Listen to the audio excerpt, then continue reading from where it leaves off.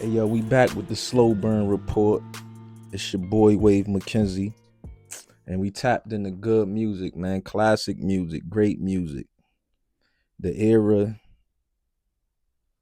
the golden era, rather. Excuse me. But we here, and today I wanted to tap into the year 2001. 2001 was a great year for music. 2001 was a great year for me. I just entered high school in 2001. Coming to age type shit. You know, you learning yourself, you understanding who you are, what direction you want to go in life. And the music was like a soundtrack to that shit. You understand? So with that said, we about to get into some classic shit. I know y'all remember the 2001 era. If you don't, go look up 2001 rap playlists all over. Whatever streaming service you got, go on that streaming service and look up shit from 2001. And after this, you'll be able to specifically look up different albums that you heard from me or you seen from the list and you decided to go back. It might be an artist from now that's still around that had an album 23 years ago that you need to hear. But with no further ado, we gonna get right into this shit.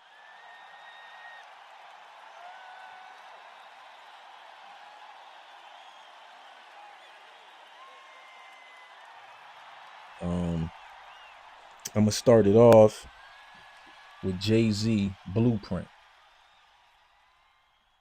Of course, it released in 2001. It was one of his most influential albums. That's one of the albums that people go back and bring up when they talk about Jay-Z, or they talk about Jay-Z's career, or they talk about his greatest albums. Blueprint is always in the talks for Jay-Z's greatest albums because it solidified him as one of the greatest. Like before then, he was great, but when the Blueprint dropped, he was considered one of the greatest and a leader in the game. Like the shit that Jay-Z said was basically law for a couple years, for a short, whatever, not even a short, for a nice era. If Jay-Z got on the record and said something, it was law. People followed that shit. Niggas stopped wearing button up. I mean, started putting on the button ups and took the jerseys off when he said it. Niggas stopped popping Cristal, shit like that. It was production on that joint from Just Blaze and Kanye West. Those are the standout producers on the Blueprint. Kanye West more so. Kanye West was the standout. That's when we started to learn who Kanye West was. We started to learn that sound, excuse me, of soulful samples. He had them soulful samples. The shit was different. The way he put the beat together, and that just became the bar for what people was doing as far as producers. On that album, it's a record that's very, very notable. It's a record that people bring up all the time. If you heard the Blueprint, you know what record I'm talking about. But if you didn't, we talking about the Takeover. The Takeover was a diss record aimed at Nas and Prodigy. Jay-Z went on a summer jam. I believe it's the same summer jam he brought Michael Jackson out with him. So he brought Michael Jackson out at the summer jam, and then he put Prodigy on the screen. He put Prodigy on the screen in a dance outfit. Rest in peace, Prodigy. But that's a fucking iconic moment in rap history. Like, people remember that shit. Seeing Prodigy up there. He had the Michael Jackson outfit on, actually. So if he brought Michael Jackson out to Summer Jam and didn't have Prodigy dressed like Michael Jackson, that's crazy. I don't even know if that happened that same year. I got to go back and look. But if you do know, if you're sure when it happened, hit me in the comments and let me know if that's the same year that Michael Jackson came out, when he put P up on the screen in the Michael Jackson outfit. He also had songs like Song Cry and The Blueprint. He was talking more introspective about like family matters and issues in his life. You understand? It wasn't just glamour and glitz and shit. He got deeper, which he usually does once or twice on each album. But that song Cry is a track that still gets played by me today. That's a motherfucking classic track. It's a fire track. And it's just Jay-Z giving up some vulnerability, you know.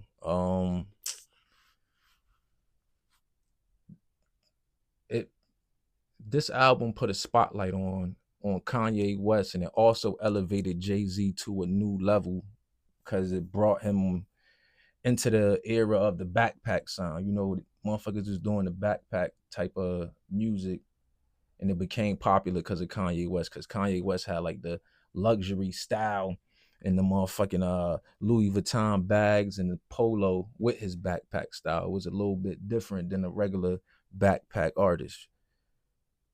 It brought about, like I said before, the soulful records and uh going into yourself and talking about like introspective issues and shit over them soulful beats. That's what most artists do now. That's like the bar, as I said before. That's the bar. That's what the artist is on right now. It's a classic album, an album that like I said again, probably said it 4 or 5 times already. It set the bar for what people do now, even from production to the visuals to the music, the lyrics. Uh I don't think I could say too much more. If you ain't heard the Blueprint, you need to go listen to that. That's a classic joint. Blueprint. Please tap into the Blueprint.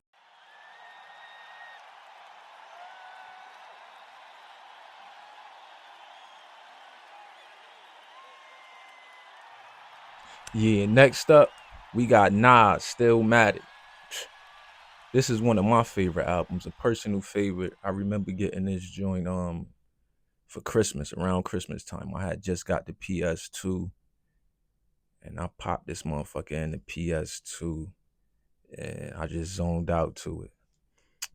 This was Nas' comeback album after a lackluster performance on Nostradamus.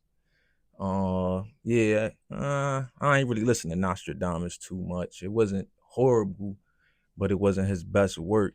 This right here, though, this Stillmatic reestablished Nas as a top tier MC because he came through and did what we expected of him, plus more. Uh, Ether, Ether, Ether is pivotal for hip hop at that time in that era. It changed the way people came with diss tracks. Like if somebody tell you you got ethered right now, you know what that's about, and that's thanks to Nas.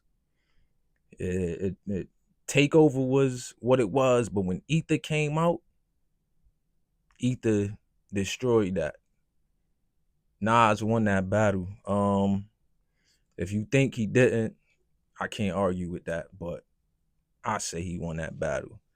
Uh, it solidified Nas and battle rap culture, and it brought his career back to where it needed to be because he was gone for a minute. After that Nostradamus joint, he was not really looked at in the best light, but he came back. He came back with tracks like One Mic and Rewind. Rewind, crazy. Crazy. The whole track he spitting in reverse. A story though. He telling the story from start to beginning, well, from ending to beginning. All in reverse. It's crazy. It's a crazy track. If you never heard Rewind, please go listen to Rewind. That's fire. Fire. Nas always been known for painting pictures of like street life, but still with a positive message, trying to change and be better.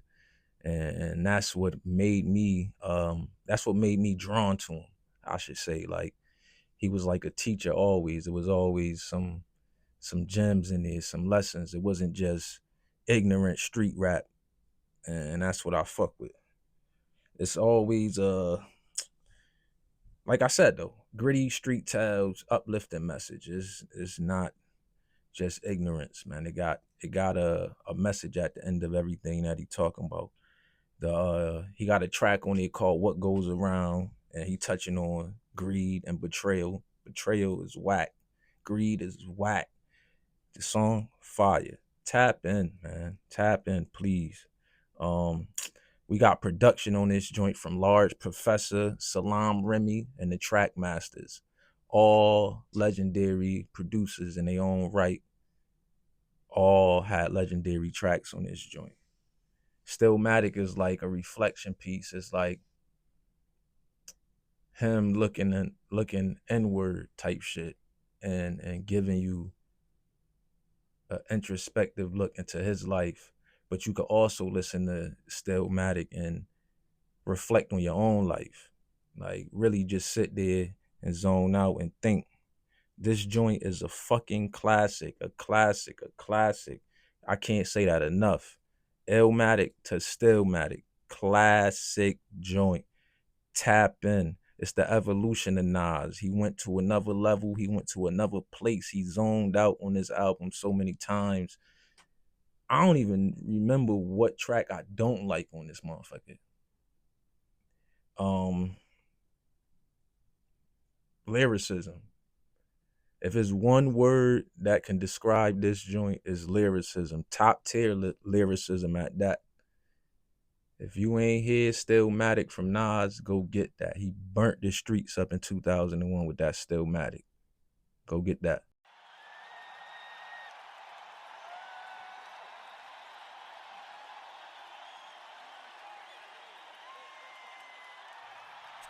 And next up, we got Ludacris, Word of Mouth. This right here was Ludacris' second album, I believe. But this album right here solidified Ludacris as a mainstream artist. He did his thing, came out at number 3 on the Billboard 200. The motherfucker went platinum. Ludacris always had the witty punches and the comedic delivery. Like, he could make you laugh, but he also could really rap. Like, he got punches, he got wordplay. Luda, don't sleep on him, because soon as you start getting relaxed and laughing with him, he gonna just bang bang bang knock you out. He got that. He definitely got that. He got tracks on here, like area codes and roll out, where he really shine and show his lyrical skills, but also could make you laugh. Those are the tracks that give an example of what I'm trying to tell you. Um, it's production on here from Timbaland, Just Blaze, and Organized Noise. All legendary producers, all legendary production. Um, like I said before, he got tracks Roll Out, Area Codes. He also got the track Saturday. These are all hit singles from this joint. And Ludacris being Ludacris and doing what he do in the early 2000s, he brought mad attention to Atlanta. He brought mad attention to the South. This is when the South started coming out and being their own and taking over and doing what they still doing till this day. Part of that success is Ludacris's own doing. Excuse me. Shit. Mystical on this joint, Nate Dogg, 3-6 Mafia, Jagged Edge. He got features on there. The features don't overpower what he does as a solo artist or as a artist, solo artist, whatever. He is getting busy on this joint, but the features make it that much better. The features got to make sense, and on this joint they make sense. They make a lot of sense. This is an album that defined the sound for the South and Atlanta in the 2000s right here. Ludacris had continued success after this album. This just wasn't a two-hit wonder or no shit like that. He kept doing his thing. He got into the movies. He's everywhere. People know Ludacris. Ludacris is a household name. I really can't say too much more about Word of Mouth or Ludacris. You just got to go tap in for yourself and see what that's about.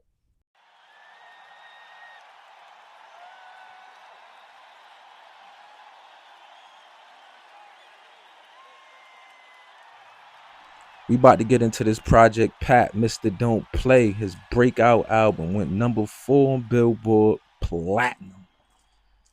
Platinum. Produced by DJ Paul and Juicy J. They came through with that airy sound and they mixed it with the southern vibe and the trap.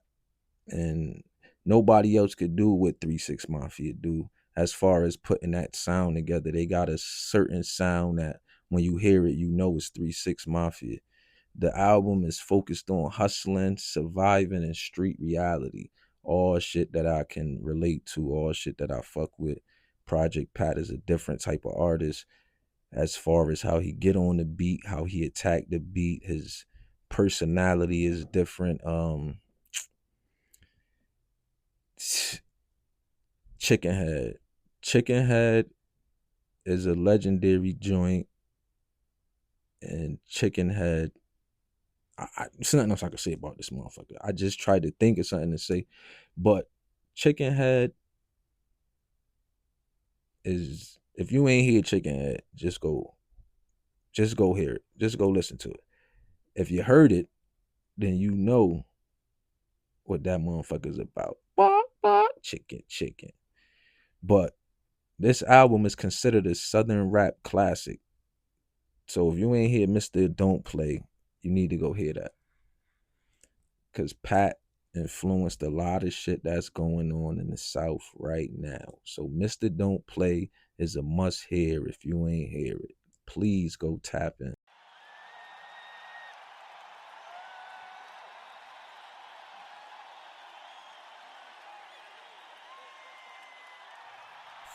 And now we gonna get into Jadakiss, Kiss the Game Goodbye. It came out at number 5. This was his debut album. It came out number 5 on the Billboard. It went gold. Did good for a debut album from an artist like Jadakiss. Jadakiss is a nice artist, but he was always considered like a underground artist, especially at this time. And to go gold and be considered underground or a mixtape artist, that was great. He's solid. He always had a hard hitting delivery with those witty punches.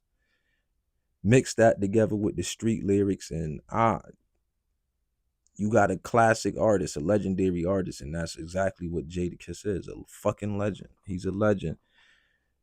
He got topics on here about hustling, survival, and loyalty. Rap, basically, like you're gonna hear that multiple times throughout these conversations that I have with y'all about classic albums. Y'all gonna hear loyalty, survival, and reality in the streets. Those are 3 things that are prevalent in hip hop. And on this joint, he had production from Swiss Beats, the Neptunes, and Rockwaller, and a few others, but those the main producers. And this one right here, this album, Kiss the Game Goodbye, it cemented Jadakiss as one of the best top 5 dead or alive.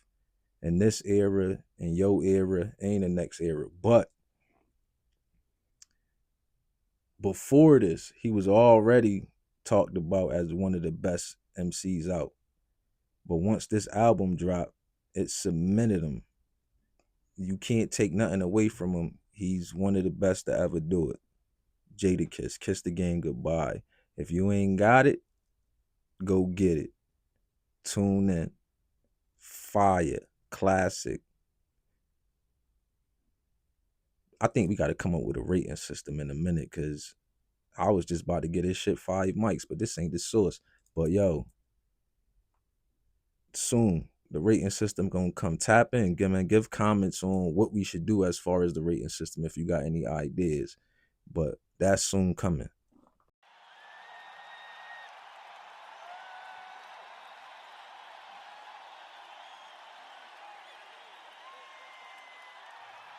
And next up, we got one of my favorite artists, Ghostface Killer and Bulletproof Wallets.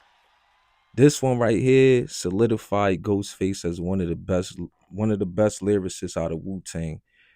Um, one of the best lyricists, period. His storytelling is vivid. It take you there. Whatever he start rapping about is gonna bring you to that place, and that's why I fuck with Ghostface. Like he's like, to me, I don't know about anybody else, but he like Slick Rick on hard drugs. Like it really is a different. I don't know how to explain it, but the stories is vivid. I see them shits. That's all I'm trying to say. The whole album is some street is a street life aspect. It's based around street life. You got tracks like Wildflower with Ghost reflecting on life, and production on this joint is by RZA, 6 July, and Mike Karen. Um he came different on this album than he usually did. Like I think he had a couple more soulful samples and shit like that, but it just was a little bit different. It wasn't too different, but it was a little different. And it's a blend of street talk, and then he got emotional. He always get emotional though. He got emotional subject matter on this joint too. It's a fan favorite. It's definitely a fan favorite. A fan favorite, excuse me. Wildfire and One, those the standout tracks on this joint. But the whole album is one of them ones. So if you ain't heard Ghostface Killer Bulletproof Wallets, please go tap in. It's the Theodore unit, nigga.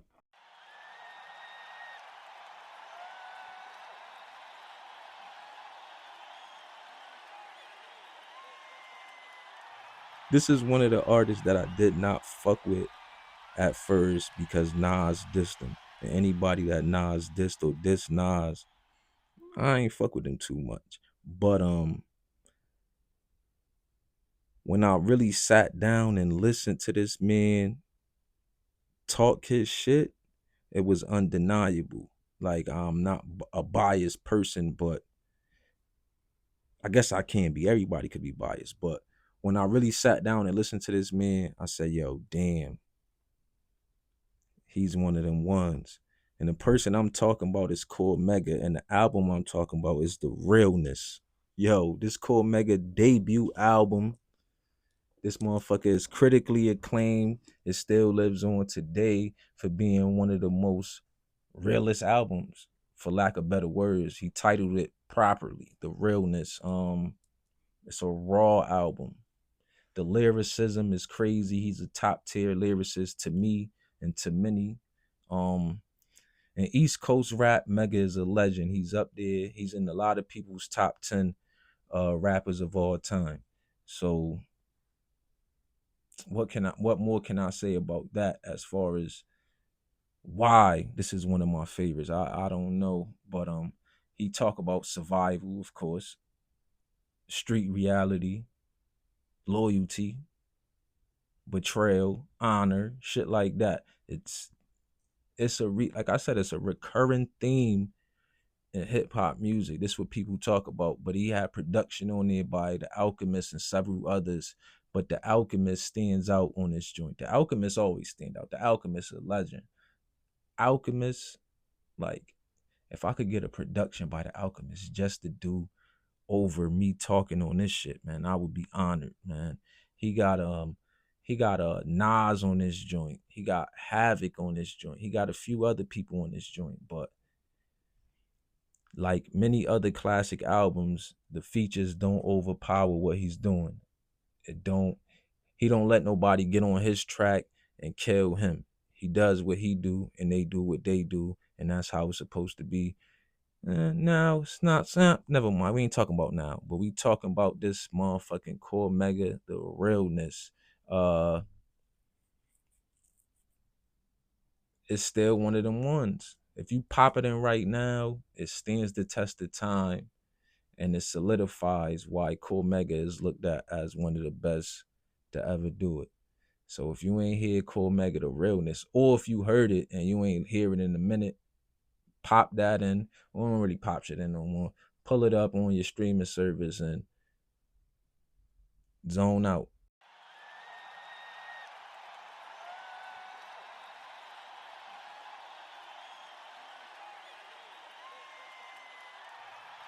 Yeah.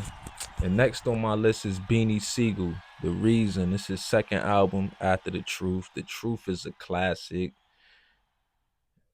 It's usually hard to follow up behind classics, but Beanie Siegel did his thing on The Reason. It got good reviews. Of course, it was gritty, raw. He always come with that street content and top tier lyricism. Beanie Siegel is a different lyricist. As I was thinking about Beanie Siegel, the other name that came to my mind was like Joe Frazier. Like Beanie Siegel remind me of like a Joe Frazier if Joe Frazier was a rapper. Like the way he attacked, like he gonna beat your body up. He gonna hit you with hard punches that it's gonna be hard to block these shits. It's just raw. It's uncut. That's my if I had to compare him to a boxer, that's who I compare Beanie Siegel to. Beanie Siegel. Beanie Siegel was a top tier MC. To solidify him as a top MC after the second album. The first album, niggas could be like, yeah, I like this man. He dope. He fire. But you gotta do it again. If you can't do it again, then how can we say you a top tier MC? And Beanie Siegel proved that time and time again that he's a top tier MC. Uh he's very introspective. He always talk about his personal experiences and his life. He don't really get into too much of the glamour and glitz that other rappers do. So you just sit down and really just tap into his life. It's like reading a book or watching a movie, a biographical joint. You understand what I'm saying? Beanie Siegel, The Truth, The Reason. Um,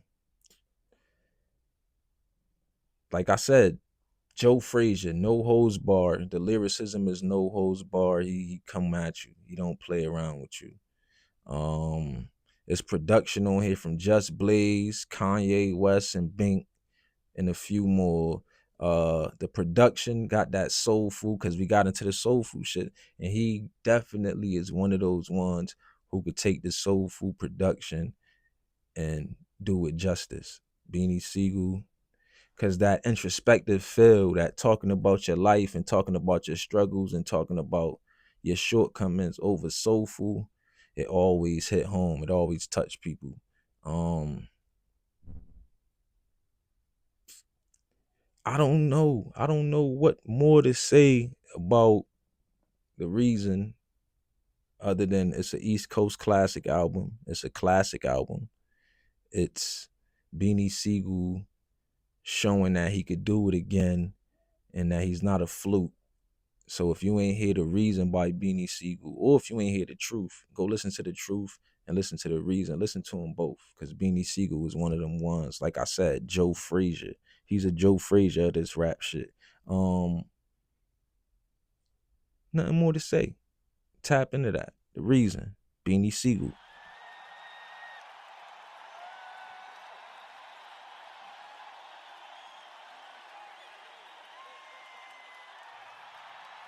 And now we gonna get into another one of my favorite artists, Fabulous. He came out with Ghetto Fabulous in 2001. 9/11 to be exact, the same day that Jay-Z came out with his album. So you competing with Jay-Z and you competing with the fact that the world is shut down temporarily because of the effects of 9/11. So he still came out and went platinum.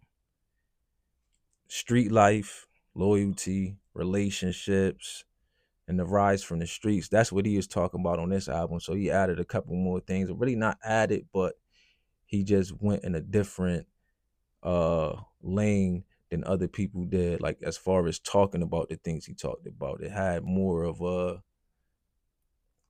uh shit. The name of the album is perfect, Ghetto Fabulous. It had more of a Ghetto Fabulous appeal to it. It wasn't so much emo rap or dark. It was the finest side of life, the finest side of hustling, the finest side of the streets type shit. His lyrical style is different. He's witty. He always had them punchlines and metaphors. His style he brought the style with it too. So like he had the punches and the metaphors, but he also brought the style with it. So his style in 2001, people took that shit and ran with it as far as how his fashion sense came about. And now he put that shit out and put it on. People wanted to dress like Fabulous. If you were seen with a fitted hat and a jersey and some nice kicks on, people most times thought about Fabulous. It is what it is. He had producers on here like Just Blaze, Timbaland, and the Neptunes. The album was very diverse, yet the sound it was cohesive. It came together very well. But if you go listen to it, it's a lot of different beats and different producers on there who made the album what it was. So it's kind of crazy how the sounds is kind of different, not too different, but different enough to realize. But it came together. It did its thing, man. So Nate Dogg, Nate Dogg was on that Can't Deny It for instance. Can't Deny It is a fucking classic track. Who ain't heard Can't Deny It? Who don't like Can't Deny It? You can't deny it. Um, like I said before, the album is like a reflection of the finer things in life. It ain't too much sadness going on in there. It ain't too much emotional shit going on. It's very glitz and glamour type album. This right here established Fabulous as a prominent East Coast artist. It's not a classic. I wouldn't say it's a classic, even though he one of my favorite artists. It's not a classic album, but it definitely established Fabulous as one of the better lyricists in the game. And he's still doing his thing to now. So shout out to Fabulous. Uh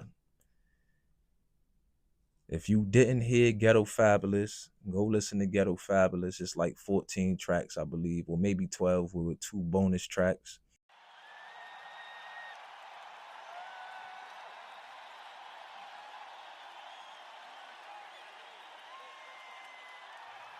And as always, last but not least, we got Mobb Deep coming in with Infamy. I think this is their 4th studio album right here. Mobb Deep, 4 albums deep. This album was a little bit different. They went a little bit darker on the instrumentals, but they still was gritty, grimy, and they still had them lyrics, man. P is one of the greatest lyricists of our time, one of the greatest lyricists to ever do it, period. So you always gotta give Mobb Deep their respect, especially where I'm from, man. People love Mobb Deep. We love them. Yo, Havoc produced most of the joint. I believe they got some work on there by the Alchemist, but Havoc produced most of this album. It was a little shift in the sound. They had a couple of little different joints, like Hey Love. That's one of my joints right there. Like though, Mobb Deep, y'all should have kept on doing some shit like that. Well, Havoc, we talking to Havoc because P no longer here, man. Rest in peace to P. But y'all should have kept on coming with shit like Hey Love. Y'all should have had a few more joints like that because that was fire. It still was street. It was for the street people, but it was for the ladies too. It was, it wasn't too bubblegum. It was a good record, man. It was a transition period for y'all, but y'all transitioned well and y'all should have kept transitioning. Yo, Infamy is a definite classic example of East Coast rap. It's not a classic album. I'm not gonna give it that, but it's a classic example of what the East Coast do as far as rap, from the beats to the lyrics. Classic, classic sound, but a great album. If you ain't hear Infamy and you need some good music, you should go listen to it. If a fucking alien come down from outer space right now and you wanted to give them some music and the first thing you want to play is Mobb Deep Infamy, I wouldn't be mad at that. So if you ain't hear Infamy from Mobb Deep, you need to go listen to it. You need to tap in, you need to tune in, you need to zone out. It's great music. All of these albums on this list are great. If you ain't hear them and you sitting back today and you bored, and you ain't got shit to do, you might be under the influence of something, turn one of these albums on, or turn all of them on. Make a playlist and just play them all the way through, and I guarantee you, you won't be disappointed by the end. And after that, come back, and if you ain't subscribe, you need to subscribe so you could come back. And when you come back, hit the comments and let me know exactly what you feel about all of these albums. Other than that, we'll be back with the next one. I think I'm gonna take out a 1995 next, but maybe not. Hit me in the comments and let me know what year y'all think I should do next. But I definitely think I might do 1995 next. Just stay tuned though, so you can see what's coming up next. We out.